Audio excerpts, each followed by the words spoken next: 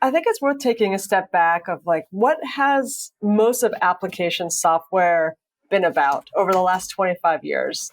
And really that has been about this idea of increasing productivity in companies, right? You're selling software to an employee to improve their productivity. You're selling software to teams to kind of improve, collaboration across those teams and in the team to improve productivity. Dashboards and management consoles to help, with the management of the teams. All these things are all about improving productivity.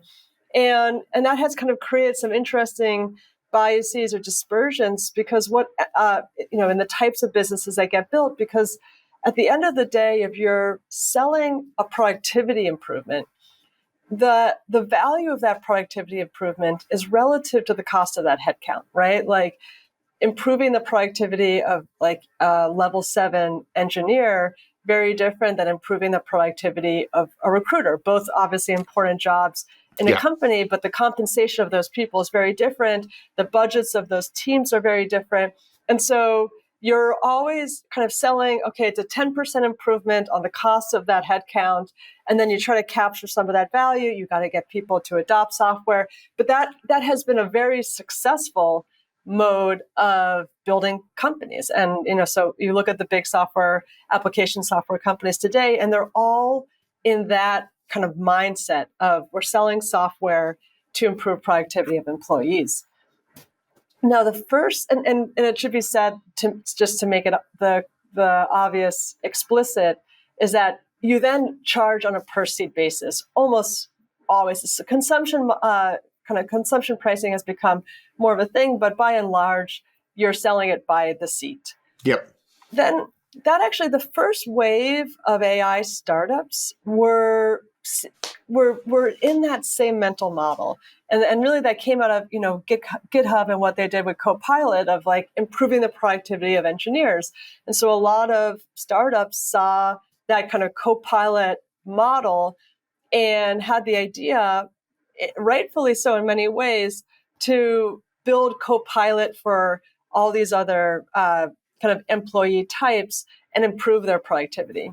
Now, as a VC, I think, and as a founder, I would imagine the challenge with that Copilot model is really the incumbents are going to be the ones that are best advantaged to do that, right? Yeah. Notion's going to build going to build an AI. They already have distribution.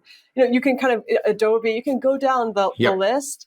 Figma, and they're smart. It's pretty easy to bring in. It's pretty easy to bring in. And so I am always asking myself, well, where's the new surface area going to be where a startup actually is advantaged? Where is the surface area going to be where you may be overlooking a market segment because it didn't work in like the prior paradigm. And the idea with selling work is that instead of you're kind of getting out of that mental model of selling a 10% productivity improvement. And instead, what I think of is like, what is the work to be done that employees are doing? And unbundling that work from the employee and seeing if there's like an atomic unit of work that actually can be automated. And then as the company, instead of selling software that you're trying to get employees in a company to adopt and start using, you're actually selling that atomic unit of the work product itself to the company. And that's that changes the way of thinking. That might be hard for some of our listeners to grasp. So like, what would be an example of something like that? So the example I gave in this blog post that I wrote, which, is a company that I admire a lot, is this company called EvenUp. So what EvenUp did is, they sell to personal injury lawyers. Yep. And what a personal injury lawyer has to do anytime they get a new case is they basically summarize that case, all the medical records of the case, what happened, into a document called a demand letter or demand package. And then they kind of submit that to the insurer, and there's a back and forth in order to figure out what the claim will settle for. Now, there's the software way of selling this would be you sell a software product to the personal injury lawyers, paralegals, whatever it is. And they start, you can imagine they drag and drop medical records. Yeah, exactly. that could be one way. Or what Even Up had the foresight to see is that we're actually going to take all of that work on our side. We'll have some humans in the loop to do QA.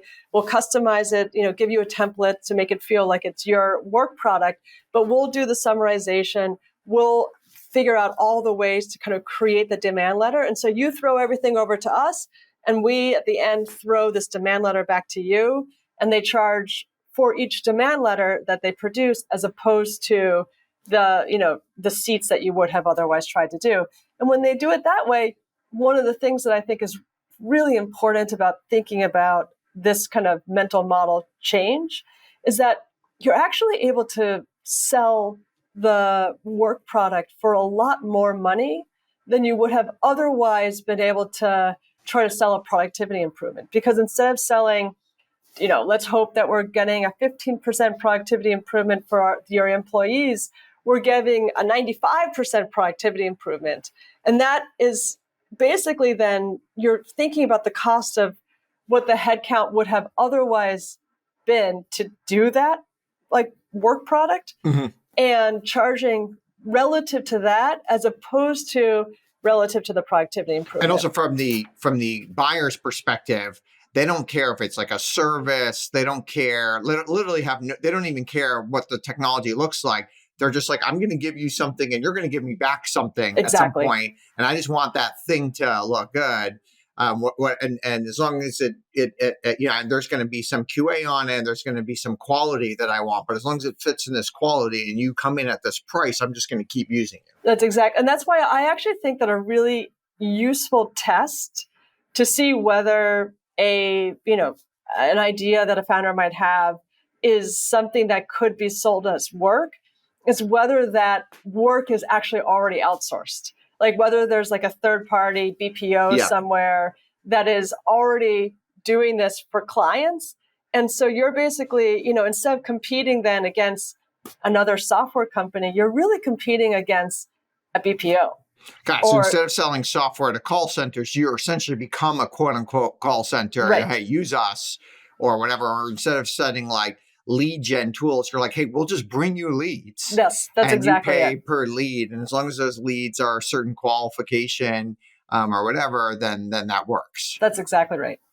That's super interesting. One of the things is traditionally a lot of VC-backed software, quote unquote SaaS companies were actually services companies masquerading as software companies. Well, you're basically saying maybe a better model is a software company masquerading as a services company. Right. I love that way. And, I think it's actually kind of points then to an important thing to almost keep yourself honest when you're building one of these companies. It's like, you and I probably both looked at companies maybe 5-10 years ago where they came in saying, oh, we'll eventually automate. And, here's our roadmap to going from 20% automation to 80% automation. But, it doesn't work that way. Like it doesn't, we're not yet at the point where you can do that. And so I think that you have to start from a place where you are able to automate 80+% of the work to be done, if not a higher. I don't know where the real threshold is, but let's assume it's pretty high in order to really be a software company that gets to masquerade as a services business, as you said.